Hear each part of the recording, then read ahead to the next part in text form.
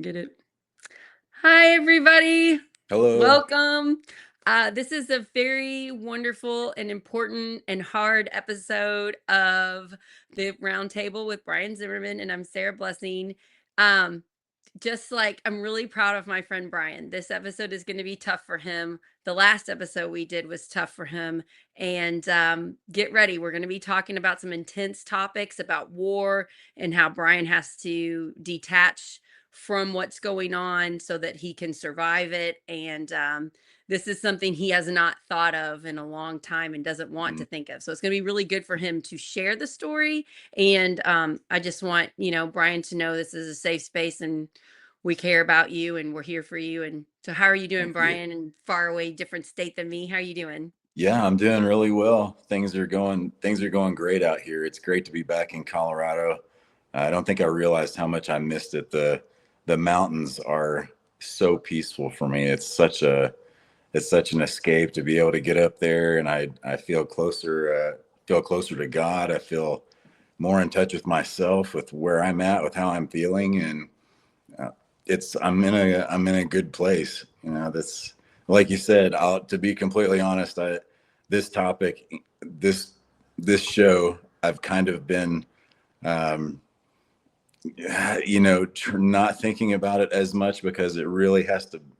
We're really peeling the layers on the onion to look at where I've come from to where I'm at, and then ultimately to where I'm heading. So I'm this. really proud of you. Okay, so last episode, which was 2 Mondays ago, um, we talked about you had your first time in war, you came Mhm. home, it took a while to go back, you went back, and it was really life changing for you to just be thrown into this different lifestyle. And now I think you're going to go back into what it was like when Mhm.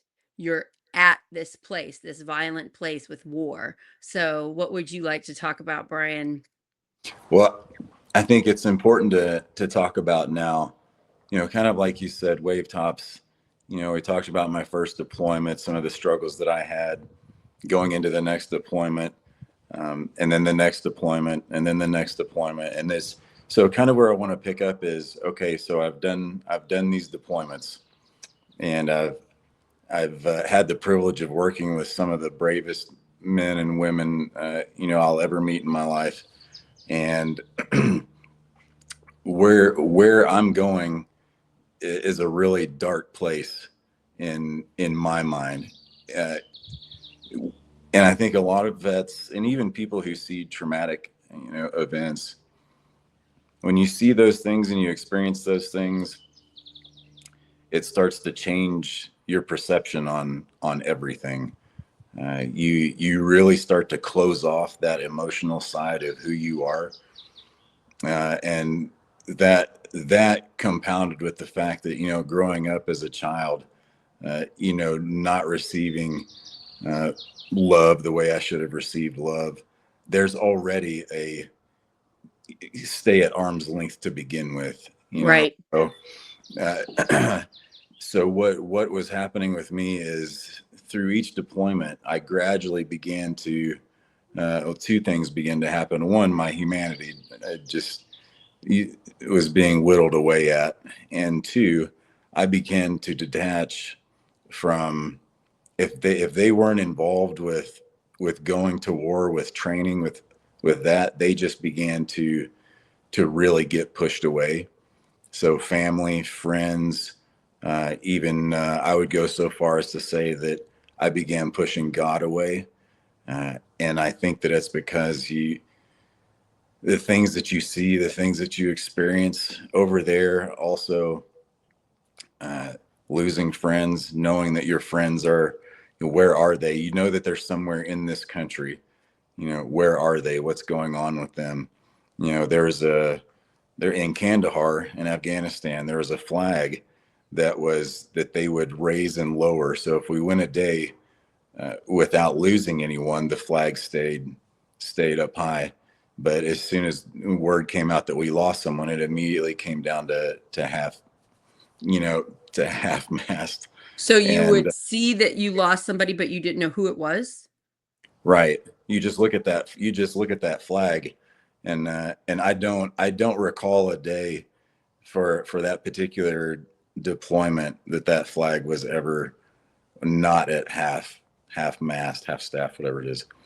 And so uh, there's just a constant reminder, even when you're not out doing your thing, uh, that flag, you know, which represents the greatest country on earth, everything holy, everything sacred, you know, everything just, you know, and there it is. You can't even fly it, you know, fly it full. So I would say that, you know, after coming back from my 2012 deployment in Afghanistan, it's safe to say that I was completely numb. I was completely shut off. Uh, Up to that point, you know, there was the assumption that I was going to come home in a box, and so whenever I said goodbye to my family, it was I just assumed that that was it. That was the last time, and I So, of just course, you would close yourself off.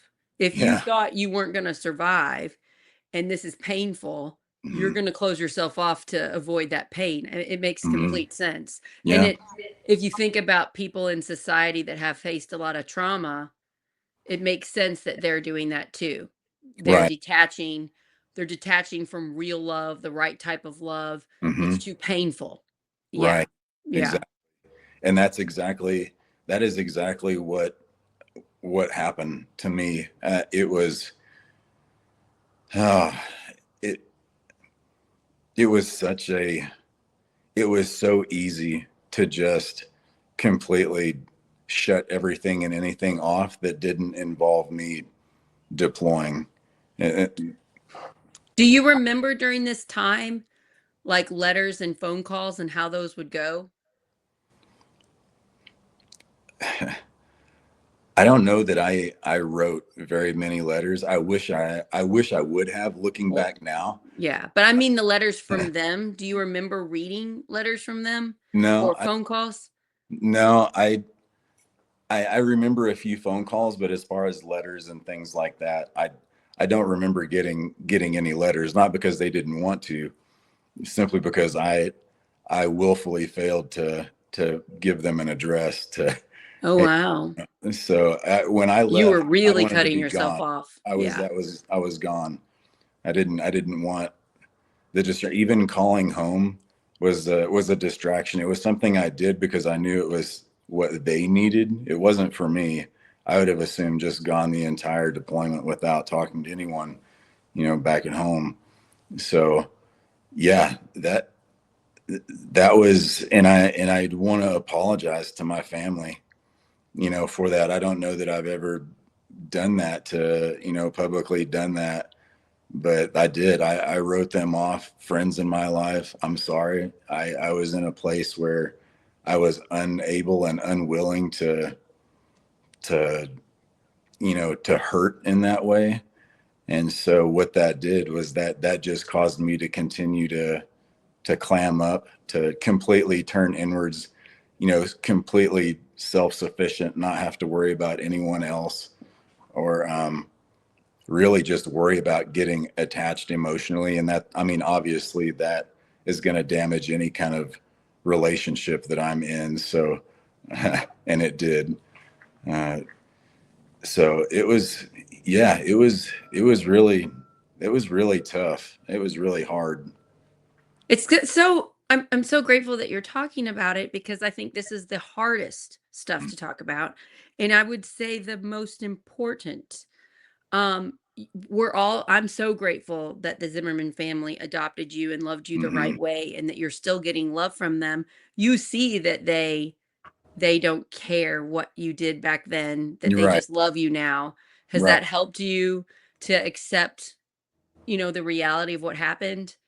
It really has. And I would go so far as to say that um, I'm so appreciative because I know that they love me regardless, no matter what. And knowing that I have that has helped pull me out of the state that I was in, the inability to attach emotionally with people, just with friends, with significant others, with parents. I had to go through that that pain to figure out, hey, this is what you're doing, you know. And the good thing is you can fix it. So uh, a lot of therapy, a lot of just talking about being willing to hurt, being willing to sit in that pain, and be okay with who you are, and love yourself, take care of yourself. Because it took a long time for me to figure out, if I can't figure out what's going on inside of me, the idea that I could be a contributing factor to someone else, whether it's a friend, whether it's a husband, or, a romantic part, whatever, that's not going to happen. That will not happen. So I was fortunate enough to have just a phenomenal therapist who helped me work through that. And yeah, so I am appreciative of that pain that I went through, but I'm appreciative of it now. You don't want to go through it Not again. Yeah. that, I mean, that was really hard, but letting go of past trauma, letting go of war, letting go of the fact that uh, friends died, I didn't, survivor's guilt, that, I mean, they would want you to let go of that and live a full, happy life because they didn't get to. Yeah, don't So, waste your life. Right. no, And right. one more point before we move on in your story, I would imagine having your son helped you to understand how your parents feel about you. You love your son the right way. You love him Hmm. unconditionally. If he makes mistakes, which he will, we're human, we're not Hmm. perfect. You're going to love him no matter what and just help Hmm. him through those challenges if he tells you them. I would imagine you seeing how much you love and experiencing how much you love your son helped Hmm. you to understand how your parents and your siblings feel about you. It 100%. uh, Having Bear completely changed my outlook on so many things. It continues to change my outlook on so many things. I feel like I'm a pretty analytical person to begin with. Having Bear has increased that, uh, wow, a lot more than I thought that it would. I think I was giving myself a little too much credit before that little bundle of joy came along, but when he did, it really upped the game quite a bit. Yeah, that's Yeah. really that's really beautiful. Okay, let's go back to the hard place again. Yep. So you're in war, you're seeing the flag at half staff, you don't even know who died, you're completely detached from your family, you didn't even make it so they could write you letters, you're getting Hmm. very few phone calls. Tell us what else is going on. So, so that after that deployment, I came back, and my team was getting ready. We were training up for. I've been mulling over this all. It was either Syria or Lebanon. I can't remember which one, but we were getting ready to go to that region, and I was excited. Here we go again, ready to go. Right about the time, you know, it hits the fan at home. Boom! I get to take off again and just completely neglect any kind of, you know, male responsibility that I should be holding up to. And the new sergeant major, comes to our company, and he pulls me in. And his sergeant major's whole job is manning, making sure he has proper people in the proper places. And he pulls me in, and he's looked at all the time on station, that everyone has had in the company, and myself and one or two other people. We had over we were over 100 months, 109, 110 months or something like that, time on station without having gone anywhere to be an instructor or for another assignment. So Essentially, you're saying over 100 months of being in a location that has like a war, like, so 100 months there on a team, on a oh, okay. detachment. Yeah. Generally, the way it works is once you've got 3 to 5 years on a team, which oddly enough, right about the time you're getting to be really proficient at your job, this is when they determine that they're going to send you to go be an instructor or to do a broadening assignment or something like that outside of the unit, so that you get some exposure. Because it would be really easy to just get sucked in, stay on a team the whole time, and then you're by big army standards, you're non-competitive because other people are switching around and going to different places and those things. So in the soft world, it's really easy to just get sucked in and stay in one place because it's, it's just, it's our own community. And but it's, it can have its negative effects too. So he pulls me in. He's like, "Hey, Brian, uh, just want to let you know, yeah, you're out of here. You're going to Yuma, Arizona. You're going to be a free fall instructor, and you need a break." And like they're getting ready to start what's called the military free fall expansion, which is they're upping the number of students that are going to be coming through, for each class. And you're the senior most free fall jump master in this battalion. You're going to go take a break.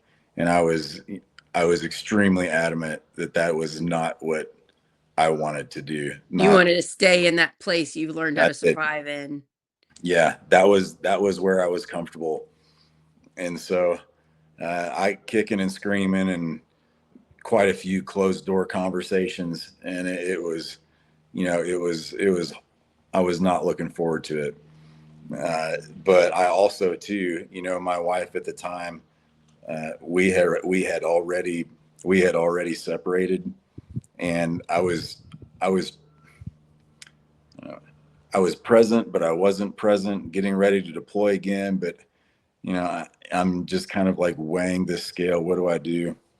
So by present, not present, you're like doing the chores, you're doing the work at home, but you're not emotionally available to your wife. Is that what you mean? Right, right. I'm just going through the motions. I think there are a lot of people today, just regular everyday people doing that. Mm-hmm. You know, Yeah. they don't know how to open up to their spouse or to their Mm-hmm. children, and they're getting through their day, but Yeah. they're dealing with stuff that they've blocked off. Mm-hmm. Yeah. Yeah. I've done this all day. Can I just come home and everyone just leave me alone? Which is it's kind of, hey, big guy, you chose this. This was your idea most likely. So yeah. So I was kicking and screaming, but it was more like, okay, okay, not really, not fighting it too awful hard, I don't guess. So, did you know that it would be good for you or that would help you, or what were you really thinking when you knew you were gonna have to do it? My thought was my family's getting ready to deploy and they're going to be without me again. And that's And the military, they're your family, the that's special that was, forces guys. that was my family. Those were the guys, the people that I trusted the most. They had proven themselves to be trustworthy to me, and so I had opened up. Instead of detaching from them, I was completely able to attach to them. So it was a no brainer for me that that's where I was supposed to So be. they are your family. I wanna talk about that for just a minute if you don't mind, Yeah. because I just wonder. It makes sense that you're close to them. You Hmm. all are keeping each other alive. You've been through very similar training and experiences. You're having the same fears and the same joys. It makes sense. Are you able to emotionally open up to them, or do you have like a way that you all do it that helps you cope, but you don't really open up? Like, what was it like being so close to these other special forces members? It was, I would say, guys on the team, even we were all family, we were all friends. But I mean, inevitably, it's going to happen where you're going to be able to attach on to another person that you connect more on an emotional level, mental level, which is important. That's really, it's great that we're able to do that. And so, a very close friend of mine that I had, I was able to, he and I were able to discuss very similar situations that we were dealing with, that we had gone through. And so it was comforting to have that. But even then, there's still a line that you don't cross, not because you can't. In fact, we should have, but it's still, that's like, that's saying too much. That's opening it up way too much. Well, you didn't want to let the cracks, if you opened up the cracks, it might burst open. Hmm. Yeah, I so it was Yeah. you're sharing stuff, but it was a very protective share. What could you mentally handle Hmm. sharing?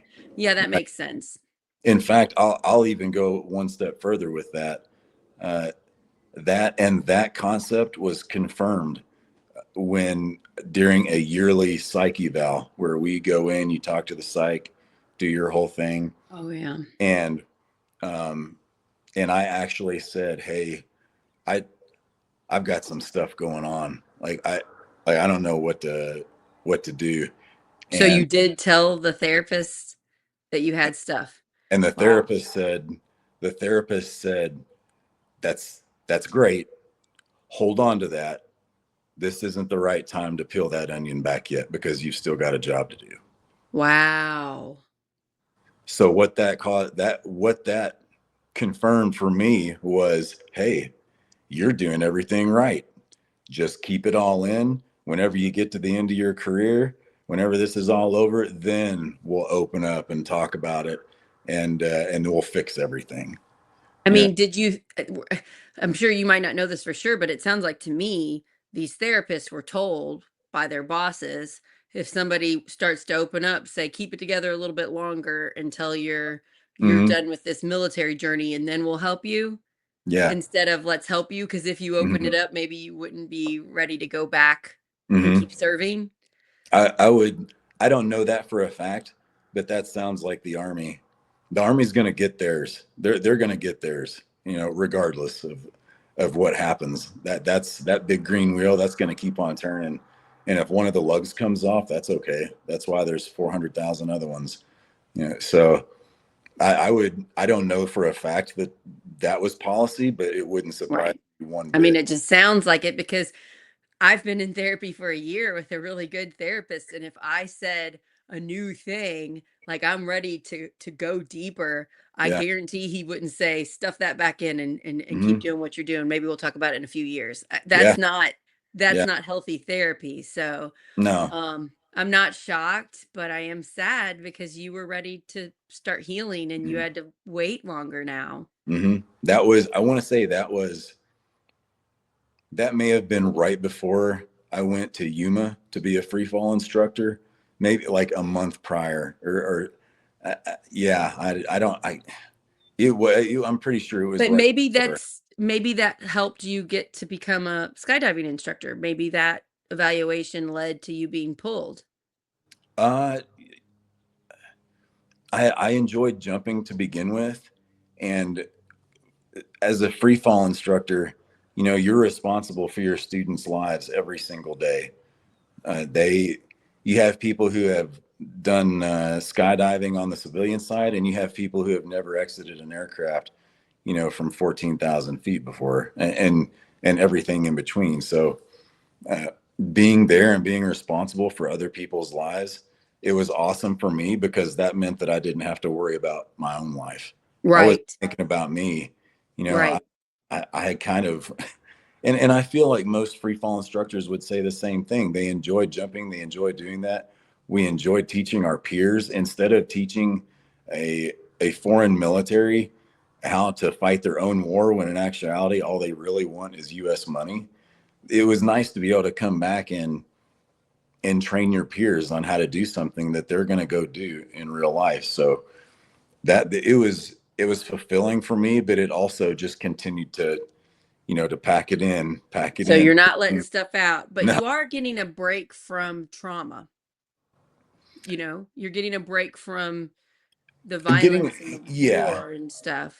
I'm getting a break from the war trauma, but as a free fall instructor out in Yuma on the drop zone and in the surrounding areas around the drop zone, there are white crosses that have been erected representing students and instructors who have died during training.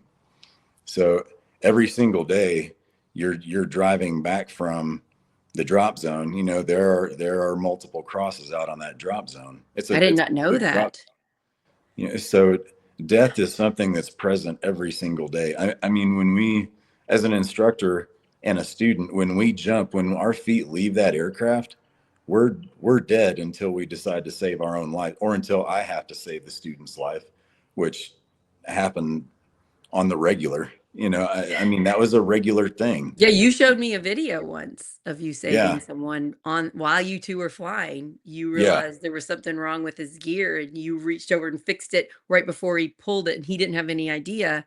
No idea. No So, idea. okay, that makes more sense. Yeah. This is not a easy peasy job. You got to be paying attention every second to keep everybody and yourself alive. Right. And Yeah. you're constantly seeing other people that had an error or something and died. You're Right. seeing the evidence of it. Hmm. Okay. Yeah, so Yeah. this is not the fun easy breezy job. No. No. No. This Wow. is. I. There's a big difference between skydiving on the civilian side and military free fall. Can you explain that? Because I think that that's pretty fascinating. I've never skydived. The biggest thing Hmm. I ever did was that Kings Island thing that looked like the St. Louis Arch, and you came up and you dropped down on that. That's Oh the yeah. craziest, that's the wildest thing I've ever done. Yeah. So can you take us through, like I put on the picture for this episode, you Hmm. in a mask, like an Yeah. oxygen mask, about ready to jump out of a plane. So can you explain how that's different Yeah. from a paid, fun skydiving experience? Yeah.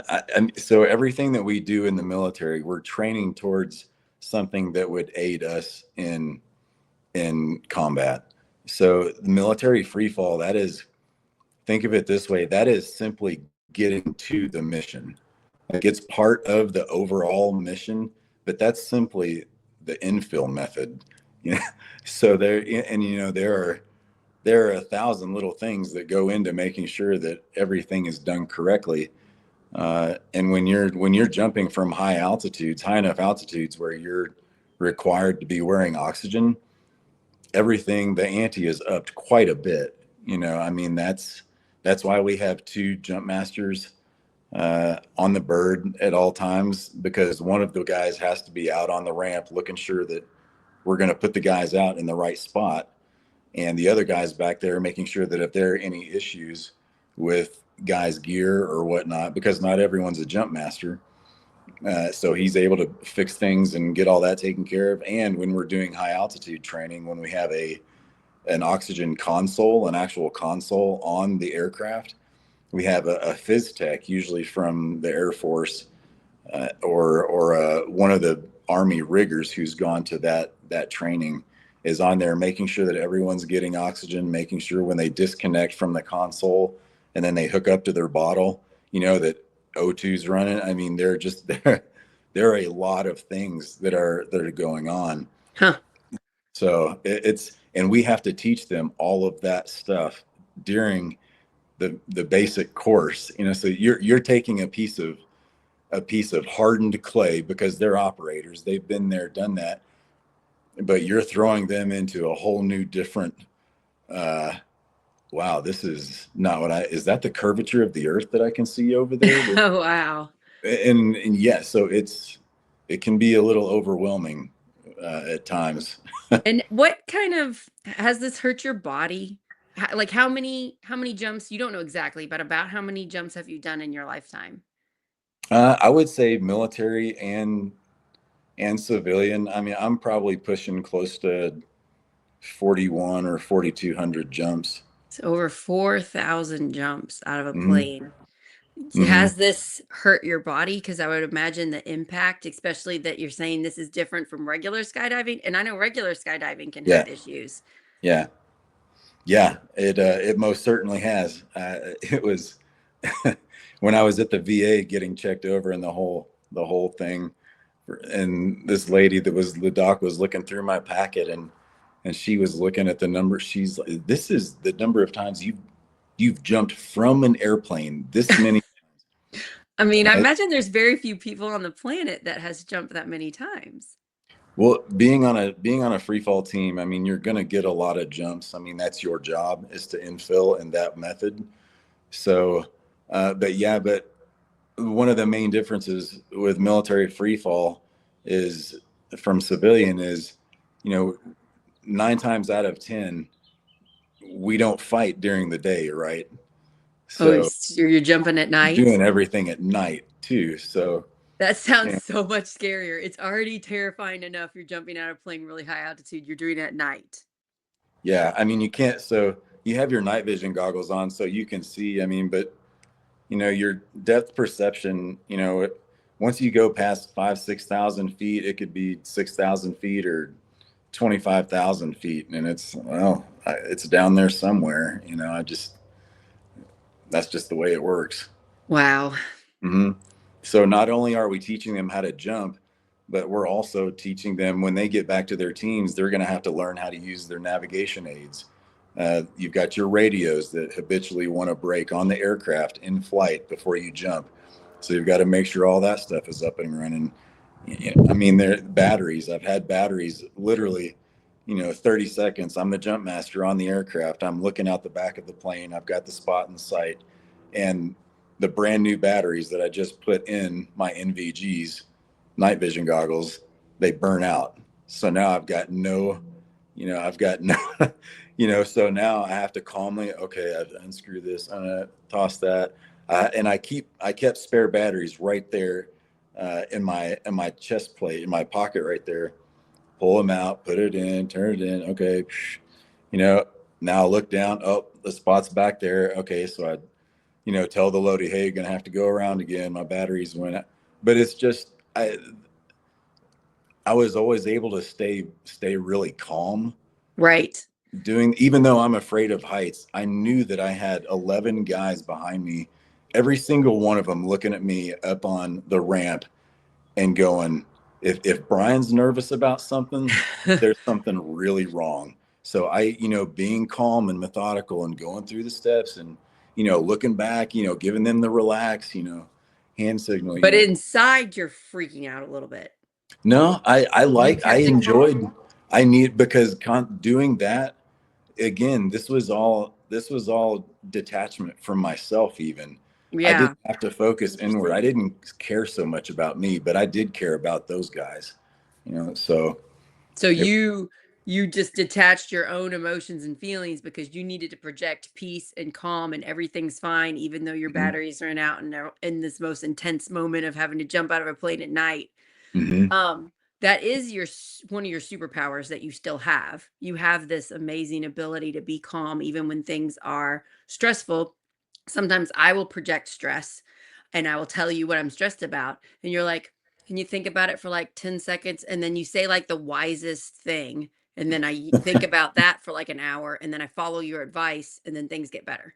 So it is a superpower that you have that I feel blessed to get to be your friend because I'm like, well, I'm stressing about this. I'm gonna go ahead and let Brian know and see what he can tell me. yeah, So yeah, that is some wisdom that you still share with your friends and loved ones, and I think that's a really mhm. you probably don't realize what a wonderful gift it is because you've helped my life since I've met you. Oh, I feel like every person I come in contact with now has something to offer. That we may not see eye to eye, we may not agree on everything, but I'm so grateful that I've been able to come back from such a dark place. But it took a lot of work. It took a lot of pain. It took a lot of tears. It took a lot of confusion, just sitting in my own pain, just sitting in it. Uh, questioning my self worth. Why on earth would anyone choose to listen to what I have to say, or why would anyone choose to be with me? No, but having come away from that and looking at myself like, hey, you know what? You are worthy of being someone's friend. You are a great guy. You're worthy of being someone's significant other. You're worthy of those things. You have a lot to offer, and believing it, not just saying it, but believing it. But I had to go through all this pain in order to get to that point first. Well, that's what makes you so different and so unique. You've been able to sit in your own pain. You're still going through it. You're not, Hmm. cured or whatever. I don't think any of us No, ever are, no. but you're able to sit in your own pain so you're able to understand other people's pain and Hmm. give good advice about it. I And think that's so rare in because most grace, people, yeah, grace. Most grace. people just say like you say something sad to them and they say something to change the subject or make it better because they don't want to sit in your pain. Hmm. You know? Yeah, So yeah. you are such an exceptional person, and just going through this life story with you helps me to understand why. it helps me too. It continues to help me, and it just reconfirms that what's, you know. You told me on that day we sat for like 3 hours in the kitchen at my house Mhm, about you jumping out of planes, but I'm really understanding it better now, and I'm mhm, really taking it in of the responsibility. These people's lives are in your hands. mhm. So how long did you do this? I did that for 3 years, 15, Wow. 16, 17, while I was out in Yuma. And at the time, this will be kind of a good segue into the next episode. Uh, but when I was in Yuma, I met Bear's mother, and we got married and decided to try and start having children, and just wasn't happening. Whether at the time, it didn't seem like there was a lot of stress on me at work, but I get, looking back at it now, it was Yeah, like, you're like, "Oh, yeah, yeah." and that compounded with the number of deployments, the high risk training, all of that. My system had taken a real shot. And so when we go to the doctor to see what's going on, and I'm thinking, gosh, how am I going to be supportive? When the doctor comes back and tells her that this something's got, and the doctor, that is like, hey, well, he goes through all of her numbers and all. Hey, it looks really good. Then this, that, and then he gets to my numbers and he's like, "Now, Brian, I want you to know something." And as soon as he said that, I was like, "I'm, I'm not ready to hear this. I'm not ready to hear this at all." And he said, "So it's not like you don't have any swimmers. You just don't have a lot of them." And I'm like, "Speak English, doc. Tell what, I'm like getting irritated. What are you saying?" Like, "You have a very, very low sperm count. Your testosterone level is completely tanked, and it's due to the constant up and down of your profession has taken its toll on your system." And he said, I see this more amongst special operators than I do any other demographic in the military. Like, Wow. your systems are just absolutely shot by the time you're ready to have kids. And it doesn't happen to everyone, but strangely enough, once I found this out and I took that kick to the chest, uh, come to find out, I have 5 or 6 of my buddies that are instructors up there. They're like, hell yeah, been there, done that too. And so there was, So you found out your friends were dealing with the yeah, same thing. yeah. Wow. But that helped a little bit, Knowing but you weren't alone? it did help a little bit. But that was a way of nature. To me, it felt like a nature's way of selecting me to not be a contributor to the population. That's how I looked at it. I didn't see it as, well, all this time spent overseas and living next to burn pits and, you know, 4,200 jumps out of it. I didn't see it as those being contributing factors. All I heard was not able to assist in the reproductive, via natural means. So, which ultimately meant we had to go in and we did the IVF thing. So, I mean, a lot of people have had IVF. I have good mhm, friends that just had their second kid with IVF. The mhm, Obamas have said their 2 children IVF. It happens to a yeah, lot of people. They hmm, need to get help. Um, I've had I've had a lot of trouble myself. I'm the hmm, person that has trouble. 20% of people normally have trouble having children, but yours was if you had chosen a different path in life, it might not have happened to you. Did yeah. it make you view your sacrifice, your being a special forces Green Beret, did it change the way you felt about that service?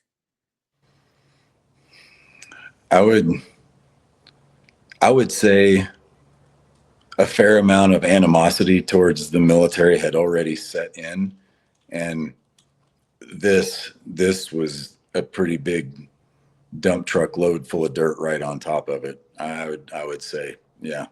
I mean, I we can tell just through your shows, you mentioned, you had, an ex-wife that had trouble, had a lot of miscarriages. You clearly wanted to start a family. You really wanted that for a Mhm. long time. So, I think very much. Me just Mhm. knowing you, this had to be exceptionally painful. It was, it took me a while to recover from that. I would say, and I would say throughout this entire, I'm depressed during this entire time. That I'm talking to you, I'm just willing my way through things because people's lives depend on it. But when this happened, this was a very clear, distinct uh, notch down, just a nose down attitude. So it was really tough.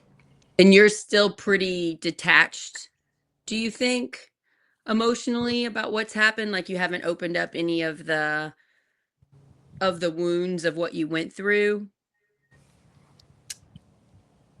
No, I would say all the trauma that I've experienced in my life, I've been fortunate enough to open up and discuss it with a therapist and just Oh, that's good. get it all out there. So, for example, the way that I looked at it then was obviously very not healthy, but the way I look at it now is, I have now I can choose, my partner and I, we can choose whenever it is that we want to have children, which is a real blessing. I mean, that's a real blessing to be able to have that.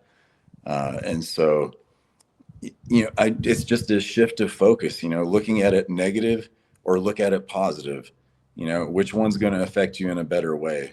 So that's how I look. And I still want to I'd love to have more kids. So it's better to be positive and think positive than to live negative all the time. That's another one of your superpowers that I've discovered, and I practice this when since I've met you. I've also tried to be a positive person, try to look at things and just appreciate because there's so many people that have it way worse, Hmm. and we're so lucky for what we do have. Yeah. So, but there are times when, five, six bad things in a row happen and I get down, and Hmm. I've thought of you and I've thought Mm. of what you have done and how grateful you are for your life and it's helped pull me out. So it's just a Yeah. shift in thinking. We're so Yeah. taught culturally to be poor me. Poor me, I didn't get this. Poor me, they didn't have the coffee I wanted at the coffee shop, or they didn't have this and this. And and it's just culturally thrown at us all the time. Hmm. And I know that that upsets you because you're so not like that. You kind of can get disgusted at it. Yeah. And it's just Yeah. a cultural shift. We all have to think, well, is it Hmm. really poor me? Because I'm pretty lucky that I can afford this coffee, or I'm pretty Right. lucky I can drive a Right. car and sleep in a bed and have electricity and fresh water to drink and food Hmm. to eat. Yeah. Yeah. Yeah, yeah. You really, because I've been so fortunate to have experienced a lot of the things that I have, I don't have an excuse.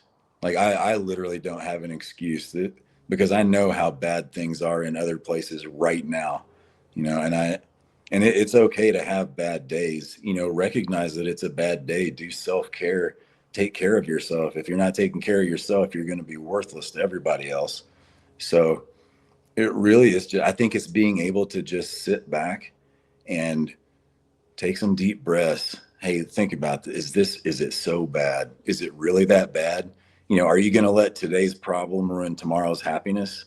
Really, is that where we're at? So, or are we going to let a person ruin tomorrow's happiness because of today's whatever? So it's all about perspective. And when you've been able to look through as many lenses as I have, and my brothers, my friends have, it's you really just don't have an excuse to not choose the better colored lens. And that probably helps shape the friends that you have, because Hmm.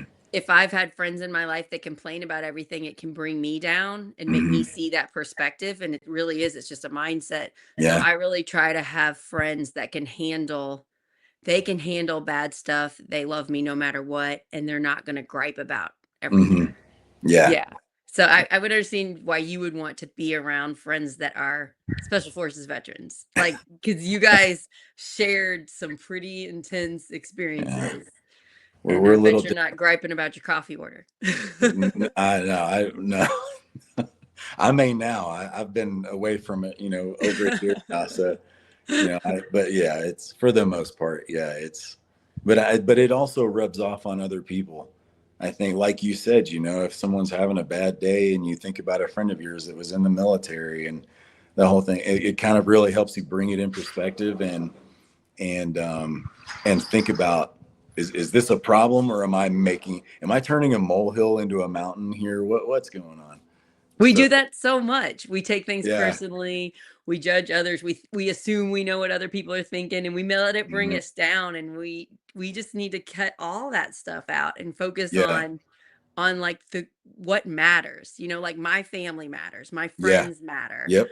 Keeping us healthy and safe matters. But Hmm. somebody saying fake gossip about me doesn't really matter. Hmm. I mean, it is, but it's hard. You really got to focus on the important things. But I like that about you. I think you're really grounded in that way. I and I make it very clear. It's taken a long time for me to get to that point. It took a lot of work. Again, really sitting in that pain and really accepting who I am and who I'm not, which I think is just as important. Knowing who you're not as knowing who you are. But once you know who you are and what it takes in order for you to be happy without anyone else, just on your own, happy by yourself, that's when you know that you're in a good place. And it's just it's a really content place to be. How did you forgive yourself?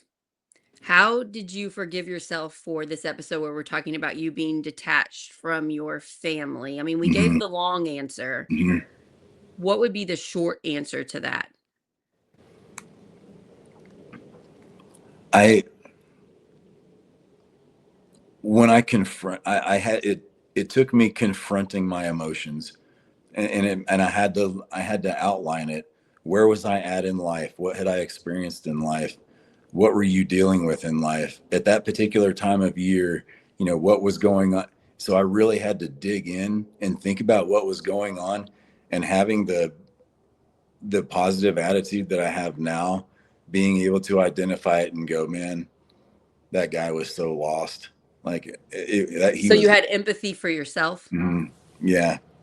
Yeah, but Yeah. it took a long time to get to where I was able to have empathy for myself. But if you don't have empathy for yourself, I mean, you can't expect anyone else to be empathetic towards you. If you don't forgive yourself for your past mistakes, then it's really hard for you to forgive other people for their mistakes. And I think that's Hmm. part of the problem we're having in America right now.